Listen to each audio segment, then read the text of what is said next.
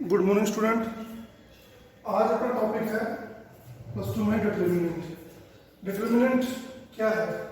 अभी तक जो हमने पढ़ा वो पढ़ा मैट्रिक्स। मैट्रिक्स में जैसे 2x2 की मैट्रिक्स 1 3 4 2, ये है मैट्रिक्स। मैट्रिक्स को लिखने के लिए हम क्या यूज करते हैं? ये ब्रैकेट ऐसे भी और ऐसे भी, उनको बोलते हैं अरे। ठीक है, लेकिन आज है डिटर्मिनेंट। डिटर्मिनेंट क्या रहेगा? कोई भी स्क्वायर मैट्रिक्स की एक फिक्स वैल्यू क्या कहलाएगा? डिटर्मिनेंट। सपोज करिए ये ए है, ठीक है। अब मैट्रिक्स में तो हम ये ब्रैकेट लगा देते थे, डिटर्मिनेंट में ऐसे लगाएंगे जैसे मोड का साइन होता है ना, ऐसे। तो ये अब क्या देगी हमें? इसकी कोई एक फिक्स वैल्यू आएगी, वो क्या कहलाएगा? इसका डिटर्मिनेंट। ये कैसे निकलता है? देखिए, किसी भी मैट्रिक्स का जब हम डिटर्मिनेंट फाइंड आउट करेंगे तो उसको एक्सपेंड करेंगे। क्या करेंगे?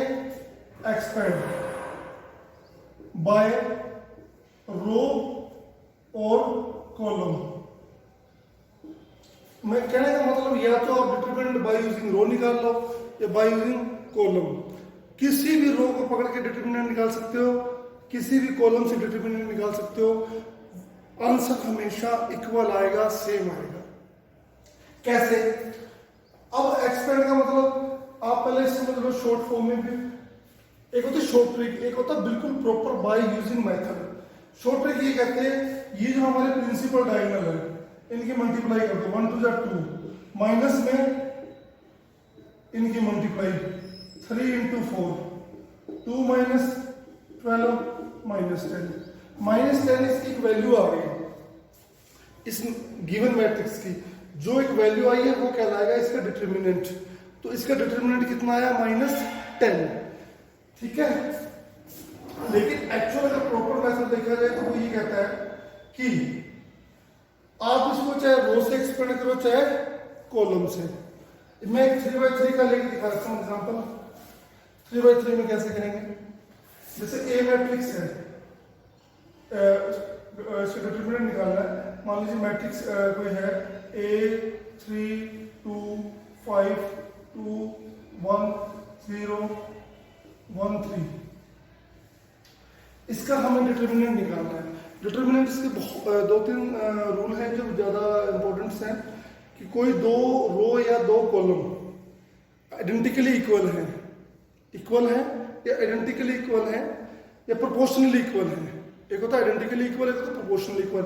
आइडेंटिकल मतलब यहाँ 3 2 1, यहाँ भी 3 2 1 आ जाए, दो रो या दो कॉलम अगर सेम आ गए डिटर्मिनेंट 0 आएगा। प्रोपोर्शनली का मतलब कि इनका रेशो कोई भी दो रो या दो कॉलम का प्रोपोर्शनल रेशो अगर इक्वल आ जाए तो भी डिटर्मिनेंट क्या आएगा? 0। सपोज करिए जैसे 3 4 जा 12, 2 4 जा 8 और 1 4 जा 1। अब इन दोनों का रेशो क्या है? 1/4 1/4 1/4। ऐसे ही ये कॉलम है, इस कॉलम का किसी दूसरे के साथ रेशो इक्वल आ जाए। ये रो है, इस रो का फर्स्ट के साथ सेकंड के साथ किसी के साथ भी अगर रेशो इक्वल आ जाए एलिमेंट्स का तो भी डिटर्मिनेंट क्या होगा? 0। अब बात करते हैं डिटर्मिनेंट निकालते कैसे हैं। मान लीजिए एक मैट्रिक्स के इसमें है 1 3 2। चलिए डिटर्मिनेंट कैसे निकालेंगे? एक जो हम शॉर्ट फॉर्म से जाते हैं कि पहले 1 पढ़ा, ठीक है, इन दोनों की मल्टीप्लाई कर दी, माइनस में इन दोनों की मल्टीप्लाई कर दो, फिर माइनस। अब 5 ले लो या 3 ले लो, कोई फर्क नहीं पड़ता। मान लीजिए मैंने 5 ले लिया तो 5 वाली रो और 5 वाली कॉलम छोड़ दो, बचा क्या? 3 1 1 2। 3 की 2 के साथ मल्टीप्लाई होगी 6 और 1 की 1 के साथ मल्टीप्लाई होगी, इस 1 की इसके साथ माइनस में 1, फिर प्लस 0 पकड़ो, 0 की किसी के साथ कर देना, आंसर 0 आएगा। अब इसका आंसर चेक कर लेते हैं क्या आएगा।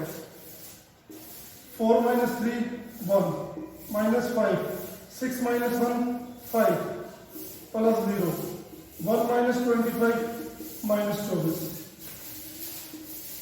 ये मैंने जो डिटर्मिनेंट निकाला है, ये किसके रिगार्डिंग एक्सपेंड किया है इसको, ये हमारा क्या होता है रो, इसको मैंने एक्सपेंड किया बाय R1। अब R1 से एक्सपेंड करोगे तो भी यही वैल्यू आएगी, R2 से करोगे, R3 से करोगे तो ही वैल्यू आएगी, माइनस 24 से आएगा। C1 से निकालोगे, C2 से निकालोगे, C3 से एक्सपेंड करोगे तो भी माइनस 24 आएगा। अब मैं इसको एक्सपेंड करता हूं R2 से, यहां मेरा 5 था, 1 5 0 2 3 1 2, ठीक है।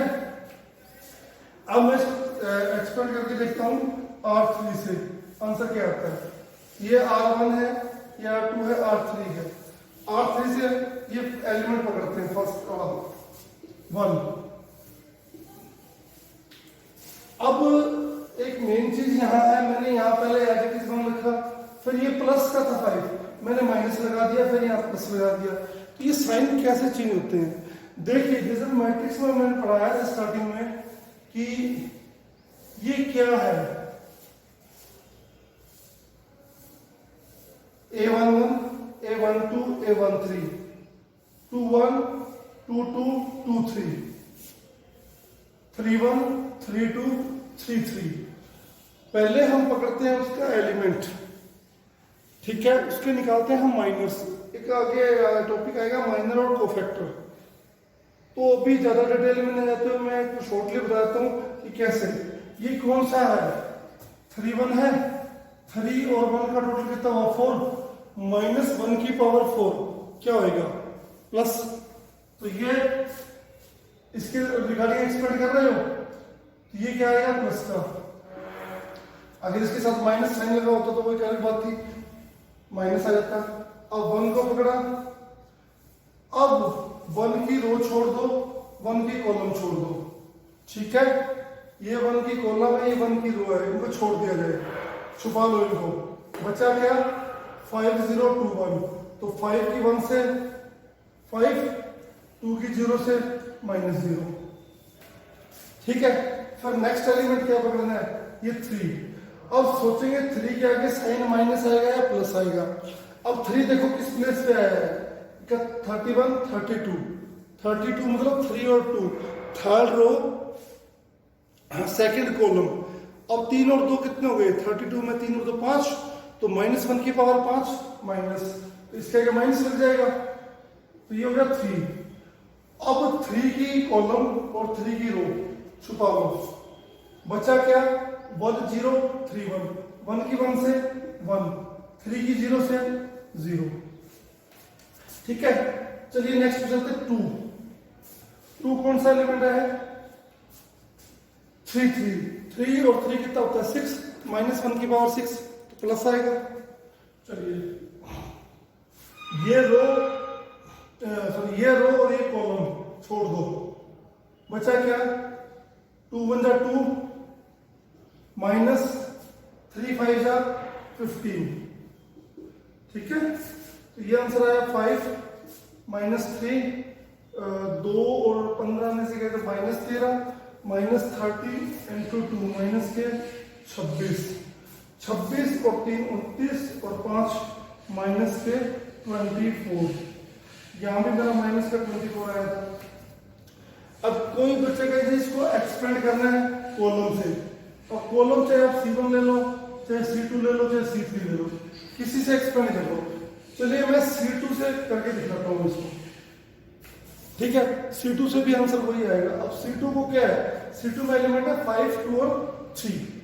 अब ये 5 किस प्लेस पे है, ये 1 1 ये 1 2, यानी 1 और 2 1 और 2 का टोटल 3, माइनस 1 की पावर 3 माइनस, तो 5 क्या क्या लग जाएगा माइनस, बस इतना ध्यान रखना है। और शॉर्ट फॉर्म में याद रखो, तो इनके आगे माइनस लगा देना बस। इनके आगे 12 21 23 32, क्योंकि इनका टोटल क्या होता है माइनस होता है। 12 में 1 और 2 आया, 1 और 2 का 3 बनेगा, तो माइनस 1 की पावर 3, ऐसे करना है। अब ये जो 5 है यहाँ कितना है 3, एक मिनट मैं इसको साफ कर लेता हूँ, ये 3 है। तो एक्सपेंड करने का मतलब है अब 5 की ये पूरी कॉलम और ये रो को छुपा लीजिए, क्या दिखाई दे रहा है 3 1 1 2, तो 2 और 3 की मल्टीप्लाई 6 माइनस इन दोनों की मल्टीप्लाई 1 1 जा 1 -1, ठीक है। अब नेक्स्ट एलिमेंट क्या पकड़ेंगे 2, 2 किस प्लेस पे है 21 22 में 2 2 2 और 2 4 -1 की पावर 4 प्लस का 2।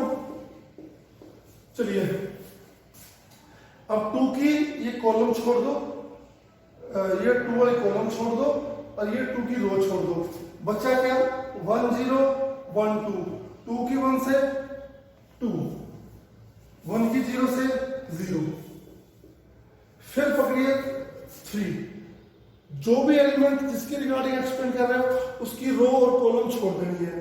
ये मैंने इसकी कॉलम पूरी छोड़ दी, ये मैंने इसकी रो छोड़ दी, बना गया 1 0 3 1। अब 1 की 1 से 1, 3 की 0 से 0, 1 की 1 1 जा 1, 3 इंटू 0 0, ठीक है। चलिए चेक करते हैं, -6 -1 5 5 5 25 प्लस 2 2 4 प्लस 3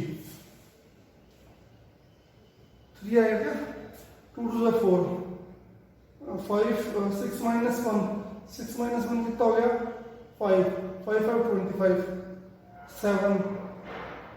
एक बार दोबारा चेक कर लेते हैं, इसको लिया पहले 5, आंसर क्या आएगा 5 वाली पूरी कॉलम और रो, 3 2 जा 6 6 -1 6 -1 कितना हो गया 5 5 5। ये जो हमने यूज किया ना यहाँ 3 किस प्लेस पे है 3, ये 31 ये 32 का मतलब 3 और 2 3 और 2 5, 1 की -1 की पावर 5 -1, ये माइनस का 3 होएगा और यहाँ भी माइनस आएगा, तो अभी कितना होगा 25 प्लस 1 माइनस का 24, यहाँ -24 यहाँ -24। मेरे कहने का मतलब ये है कि अब आप एक्सपेंड करना सीख गए हो, किसी भी रो या कॉलम के अकॉर्डिंग किसी भी डिटर्मिनेंट को आप एक्सपेंड कर लेना, आंसर क्या आएगा सेम, क्या आएगा सेम। फिर मैंने डिटर्मिनेंट के 1 2 रूल बताए हैं कि 2 रो या 2 कॉलम प्रोपोर्शनली इक्वल हो या आइडेंटिकली का मतलब होता है जैसे इधर 1 3 3 1 1 या 1 5 0 नीचे 1 5 0, तो रो या कॉलम आइडेंटिकली मतलब होता है बिल्कुल एक जैसे सेम टू सेम, और प्रोपोर्शनली इक्वल का मतलब होता है कि उनका रेशियो इक्वल आ जाए, तो भी डिटर्मिनेंट क्या होता है 0। अच्छा डिटर्मिनेंट में हम रो और कॉलम को इंटरचेंज कर सकते हैं, जैसे ये नीचे R3 है, R3 को R1 बना दिया, R1 को नीचे ले C1 को C2 में चेंज कर दिया, C2 को C1 में, ऐसे कर सकते हैं क्योंकि पीछे अपना एलिमेंट्री रो ट्रांसफॉर्मेशन जो एक्सरसाइज थी उसमें मैंने बताया था कि रो कॉलम को इंटरचेंज कर सकते हैं, जितनी बार इंटरचेंज करेंगे उतनी बार डिटर्मिनेंट क्या लग जाएगा माइनस लग जाएगा। आज फिलहाल 2 ही रूल अच्छे से सीख लो, रूल तो बहुत हैं इसके, लेकिन जो मेन है मैं साथ ही साथ बताता रहूँगा। पहले आज सीखना है कि डिटर्मिनेंट क्या है, 2 बाई 2 की मैट्रिक्स हो, 3 बाई 3 की हो, 4 बाई 4 की हो, डिटर्मिनेंट कैसे निकलेगा। डिटर्मिनेंट में मैं बताता हूँ कि डिटर्मिनेंट क्या है। जैसे ए मैट्रिक्स है 1 2 3 2 1 3 3 1 2, ठीक है, कोई मैट्रिक्स ले ली मैंने। अब एक्चुअल जो फॉर्मूला वो ये कहता है, चाहे इसको R1 से R2 से R3 से C1 से C2 से C3 से किसी से एक्सपेंड करो, मोस्टली मान लो हम एक्सपेंड करते हैं R1 से, R1 से पहले 1 है, अब इस 1 के रो और कॉलम छोड़ दो, तो आपको क्या दिखाई दिया, 1 1 3 2, ठीक है। अब ये 1 1 3 2 क्या है, इस पूरे मैट्रिक्स का एक सब मैट्रिक्स। क्या होता है, सब मैट्रिक्स। पहले तो मैंने सिखाया था कि डिटेल में उसमें कि अगर कोई क्वेश्चन आ जाए तो डायरेक्टली कैसे करते हैं। अब ये है इसका एक प्रॉपर मेथड। फिर एलिमेंट 1 के बाद पकड़ते हैं 2, तो इसकी कंडीशन है सबके आगे प्लस लगाते जाओ -1, इसकी पावर जितने प्लेस पे ये आया है, ये आया है 12 प्लेस पे। 12 प्लेस का मतलब 1 2, 1 2 का मतलब 3 और ये 2, ठीक है। फिर इस 2 की रो छोड़ दो, कॉलम छोड़ दो, ये कॉलम छोड़ दी मैंने, ये इसकी रो छोड़ दी, तो बचा क्या 2 1 3 2, 2 1 3 2 प्लस, फिर 3 को पकड़ो, -1 लगाओ, 3 किस प्लेस पे आया, 1 3 पे, 1 3 की पावर होती 4, इसकी कॉलम इसकी रो, 2 1 3 3, 2 1 3 3, ये क्या बन गई, सब मैट्रिक्स। पेपर में कई बार आ सकता है कि इसकी सब मैट्रिक्स बताओ, तो सब मैट्रिक्स यही होंगी, जो किसी एक एलिमेंट को ले लो, उस रो और कॉलम छोड़ के जो मैट्रिक्स बनती है वो सब मैट्रिक्स बन जाएगी। शॉर्टकट में हम क्या बताते हैं, अब यहां तो माइनस आएगा ही आएगा, यहां क्या बन जाएगा, -1 की पावर प्लस, ठीक है। 1 जैसे पहले एक्सपेंड किया था स्टार्टिंग में, 2 -3, ठीक है। ये जो है ऐसे जो मल्टीप्लाई होगी प्रिंसिपल डायगोनल्स की, वो एज इट इज होगी, लेकिन जो ऑफ डायगोनल की मल्टीप्लाई करेंगे उसके साइन चेंज कर देंगे। प्लस आ रहा था माइनस, माइनस आ रहा था प्लस, -2, 2 2 4, 3 1 3, प्लस आ रहा है, साइन चेंज कर दिया, 3 3 2 6 -3, इसको सॉल्व कर लेना, ये आंसर आ जाएगा, ठीक है। अब आप इसको किसी भी रो या किसी भी कॉलम से एक्सपेंड कर लेना, आंसर हमेशा क्या आएगा, इक्वल आएगा। क्या आएगा, इक्वल। फिर बता देता हूं, अगर रो या कॉलम सेम हो गई या आइडेंटिकली इक्वल हो गई या प्रोपोर्शनली इक्वल हो गई, आंसर क्या आएगा, 0। क्या आएगा, 0। कोई मैट्रिक्स है, ठीक है, हम उसका डिटरमिनेंट निकालते हैं। जैसे मान लीजिए अब ये 1 2 3 है, मैं 1 2 3 यहां पे ले लेता हूं, 1 2 3 दोनों सेम है, R1 R3, इसका आंसर 0 आएगा। डिटरमिनेंट 0 कैसे आएगा, मैं चेक कर देता हूं। इसको C1 से एक्सपेंड कर लेते हैं, आपकी मर्जी है C1 से, C2 से, C3 से, R1 से, R2 से, R3 से, किसी से एक्सपेंड करो, आंसर 0 आना है। चलो मैं चेक करता हूं, पहले मान लीजिए मैं लेता हूं C1 से, एक्सपेंड बाय C1, ठीक है। तो पहले मैंने 1 पकड़ा, फिर वही रूल लगाओ, 3 1 3, माइनस में दोनों के मल्टीप्लाई 2, अगर माइनस यहाँ पे माइनस होता तो यहाँ पर साइन चेंज होकर प्लस आ जाता। फिर ये एलिमेंट पकड़ो, ये एलिमेंट क्या है, ये 11 21 31, 21 में क्या आएगा, 2 1, 2 और 1 3, यानी ओड आ जाए तो माइनस लगा देना, इवन पे आ जाए तो प्लस लगा देना। -2 कॉलम और रो छोड़नी है, ये कॉलम छोड़ दी, ये इसकी रो छोड़ दी, बचा क्या 2 3 2 3, 3 2 6, 2 3 6 प्लस 1 को पकड़ो, रो कॉलम 2 1 2, 3 3, 3 -2 1, कम हो गया 1, ये 0 बन गया, ये माइनस का 1, आंसर क्या आ गया, 0।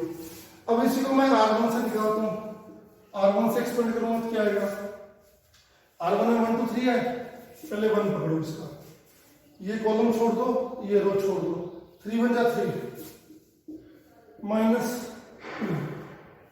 ठीक है। फिर 2 को पकड़ो, -2, इनको छोड़ दो, इनको छोड़ दो, 3 टू जा 6 -1, फिर पकड़ो इसके 3 को, 2 टू जा 4 -1 1 जा 1, चेक करके देख लो आंसर क्या आएगा।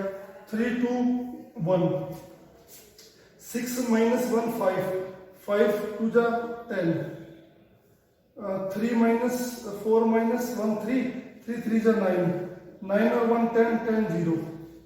ठीक है, तो आज एक और बात याद रखना, किसी भी डिटर्मिनेंट का अगर वैल्यू 0 आ गया, मैट्रिक्स को हमने सोल्व किया, डिटर्मिनेंट निकाला, 0 आ गया, 0 आ गया, उसको हम बोलते हैं सिंगुलर मैट्रिक्स। क्या बोलते हैं? Singular matrix. ओके, अगर किसी का डिटर्मिनेंट 0 आ गया मैट्रिक्स का, उसको बोलेंगे सिंगुलर मैट्रिक्स। सिंगुलर मैट्रिक्स अगर डिटर्मिनेंट 0 आ गया तो। ठीक है, आगे कुछ क्वेश्चन आएंगे। Without expand find determinant. Without expand का मतलब क्या है कि अब जैसे मैंने एक्सपेंड करके दिखाया ना डिटर्मिनेंट, ऐसे नहीं करना, उसमें लगाएंगे हम ऑपरेशंस। अब मैं इसके एक दो क्वेश्चन देता हूं कि करने कैसे हैं। अपनी जो एक्सरसाइज 4.1 है उसमें क्वेश्चन नंबर फर्स्ट क्या है? डिटर्मिनेंट है 2 5 4 -1। इसका डिटर्मिनेंट फाइंड आउट करना है। क्या फाइंड आउट करना है? डिटर्मिनेंट। आप लिखो सॉल्व, इसको a की इक्वल मान लो, a is equal to this, solve question number 1। a का डिटर्मिनेंट इन दोनों की मल्टीप्लाई 2 -1 -2, फिर माइनस ब्रैकेट में इन दोनों की मल्टीप्लाई -20 -2 प्लस का 20, आंसर कितना आया? 18। ये आंसर आ गया। ठीक है, 2 और 1 की मल्टीप्लाई -2, फिर इन दोनों की मल्टीप्लाई का साइन चेंज कर देंगे, इन दोनों की मल्टीप्लाई -20 तो प्लस कर देंगे। ठीक है, नेक्स्ट ऐसे ही क्वेश्चन नंबर 2 में दिया हुआ है let a is equal to, देखना cos theta sin theta cos theta. a का डिटरमिनेंट फाइंड आउट करना है, तो cos स्क्वायर माइनस में इन दोनों की मल्टीप्लाई, इनकी तो पहले माइनस आ रही है तो माइनस आगे है, sin square cos square sin square is equal to 1। ठीक है, सिंपली डिटरमिनेंट है। सेकंड पार्ट आप खुद करना। फिर एक थर्ड पार्ट, ये एक फॉर्मूला भी है, लेकिन मैं फॉर्मूला भी नहीं बताऊंगा, मैं क्वेश्चन करा देता हूं पहले क्या है ये, उसके बाद समझाता हूं फॉर्मूला। 1 4 2 2। ठीक है, एक कितने ऑर्डर की मैट्रिक्स है? एक 2/2 की है। बुक वाला कहता है कि 2a का डिटरमिनेंट, 2a का डिटरमिनेंट फाइंड आउट करना है। ठीक है, पहले हम क्या करते हैं, a को 2 से मल्टीप्लाई करते हैं। ये मैट्रिक्स है, दो चीज मेरी ध्यान रखना, एक होता मैट्रिक्स, एक होता डिटरमिनेंट। जब मैट्रिक्स में मल्टीप्लाई करते हैं, ठीक है, तो अब कैसे मल्टीप्लाई करेंगे मैट्रिक्स को? इसको 2 से मल्टीप्लाई करना है, तो ये क्या हो जाएगा? 2 और 4 8, इसको 2 से 4, इसको 2 से 4, आंसर क्या आया? 8 -32 -24। ठीक है, -24। आगे चलिए, फिर वो कहता है कि 4a का डिटरमिनेंट, 4a का डिटरमिनेंट। अब 4a का डिटरमिनेंट फाइंड आउट करो। a का डिटरमिनेंट क्या आएगा? a का डिटरमिनेंट क्या आएगा? यहां से 2 1 जा 2 -4 2 जा 8, 4 इंटू माइनस का 6 माइनस का 24। तो क्या ये दोनों इक्वल है क्या? 2a is equal to 4a। Left और राइट से देखें तो इक्वल है। फॉर्मूला क्या है कि अगर कोई यहाँ k है, a इंटू ए है, और इस k को मैं बाहर लेना चाहूँ तो जितने भी ऑर्डर की a है ना, n इंटू डिटर्मिनेंट a हो जाएगा। ठीक है, मान लीजिए कि a है 3/3 ऑर्डर की, मैं आपसे पूछूं 3a की वैल्यू क्या होगी। अब आप इस 3 को बाहर लोगे तो इसकी पावर हो जाएगी जितना इसका ऑर्डर है 3a, यानी 27a की पावर। ठीक है, और आपको पता है डिटर्मिनेंट किसका निकलेगा, ये बात बता रहा हूं, डिटर्मिनेंट हमेशा स्क्वायर मैट्रिक्स का निकलेगा। किसका? Square matrix. स्क्वायर मैट्रिक्स या 2/2 की होगी, 3/3 की होगी, 4/4 की होगी, 5/5 की होगी, 6/6 की होगी। ठीक है, तो ये निकलेगा, अदरवाइज नहीं निकलेगा। तो ये रूल है, ध्यान रखना। इसमें नेक्स्ट क्वेश्चन है, कोई 3/3 ऑर्डर की मैट्रिक्स दे दी, पहले बोल रहा है कि 3a फाइंड आउट करो, फिर लिख दिया 27 इंटू a।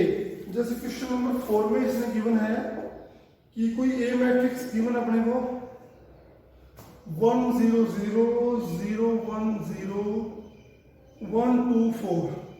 ठीक है, वो बोल रहा है 3a is equal to 27a। Verify करना है। वेरीफाई करने का मतलब पहले a को 3 से मल्टीप्लाई करके जो मैट्रिक्स है जैसे हमने इसमें किया था उसका डिटर्मिनेंट निकाल लो, फिर a का डिटर्मिनेंट निकाल के 27 से मल्टीप्लाई कर दो, दोनों इक्वल आएंगे। क्लियर?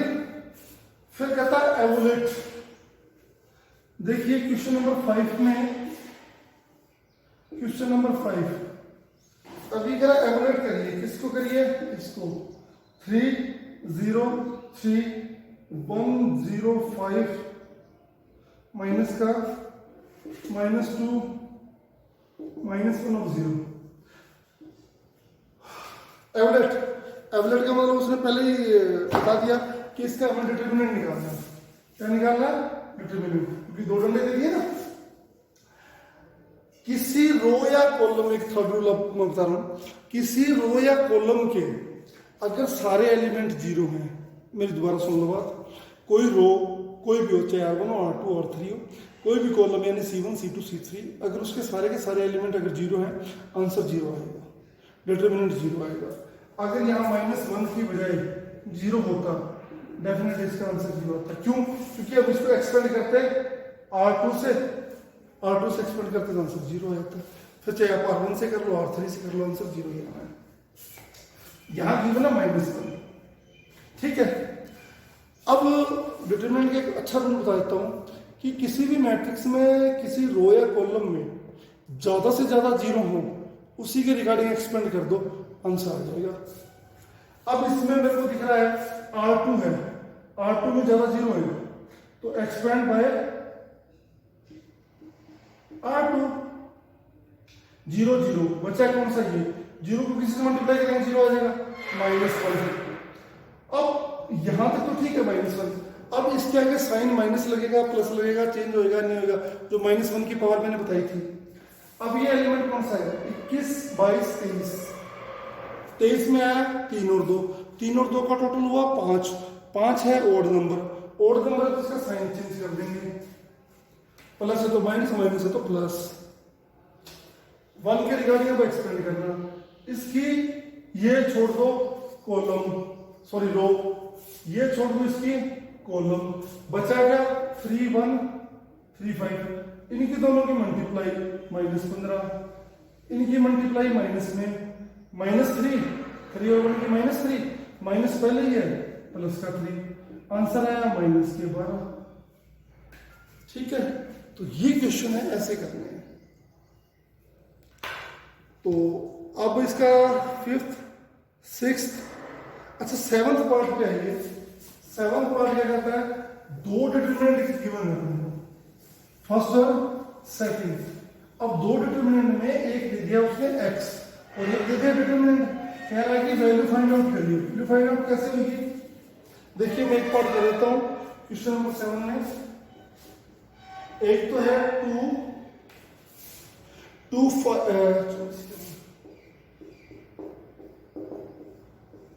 2x 4 6x।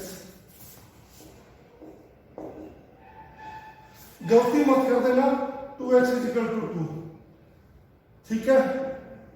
नो, बड़े वाला नो नहीं होएगा। क्यों नहीं होएगा? वो मैट्रिक्स में होता था ये डिटरमिनेंट। बस यही गलती करते हैं, भाई दोनों इक्वल देखा और कर दिया। अरे भाई अगर मैट्रिक्स होती तो यहाँ 5 है तो यहाँ भी तो 5 होना चाहिए। यहाँ 4 है, यहाँ 4 देख लिया, यहाँ 1 है, x की वैल्यू 1 आ गई, 2x is equal to 2, 2 is equal to 2x, 2 से 2 कट गया, x की वैल्यू 1 और यहाँ से भी 1, ये लो ध्यान से रखना। नो, गलत है, ये नहीं करना। वो मैट्रिक्स में हो सकता है, डिटरमिनेंट में नहीं होगा। मैं बार बार बता रहा हूँ क्योंकि बच्चे ये तो देखते नहीं, यहाँ 5 है यहाँ 6 है, ये तो मैट्रिक्स इक्वल है ही नहीं। मैट्रिक्स होती तो भी इक्वल नहीं होता, डिटरमिनेंट तो होगा ही कैसे? डिटरमिनेंट का मतलब है कि आप पहले इसको सॉल्व करो। इसको सॉल्व किया तो आंसर क्या है? 2 × 2 -20। इधर सॉल्व करो, 2x² -24। ये मेरे ख्याल आ गया 2x² 2 - 20 -18 प्लस का 24 इधर आएगा, 24 - 18 24 इधर आएगा, 24 मई से 18 को लेस करेंगे तो क्या बचेगा? 6। x की वैल्यू क्या आ गई? स्क्वायर 3। x की वैल्यू क्या आई? ±√3। क्या आई? ±√3। ठीक है, हमें ऐसे वैल्यूज फाइंड आउट करनी है। अब सही कौन सी है गलत कौन सी है ये आप चेक कर सकते हो वैल्यू रखकर, या दोनों ही सही है। चलिए नेक्स्ट,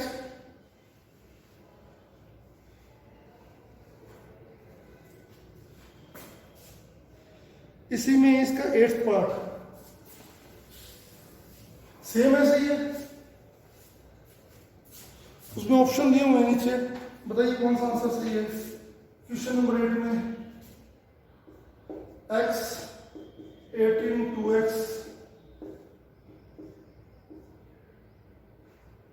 6 18 2 6 दोनों का मल्टीप्लाई स्क्वायर 36 36 36।